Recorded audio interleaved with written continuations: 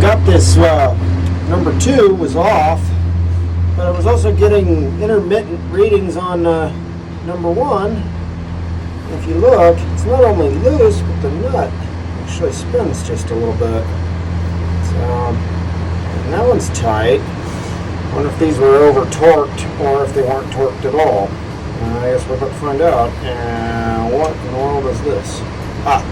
If it had an exhaust brake, but that's a horrible place to leave that. Okay.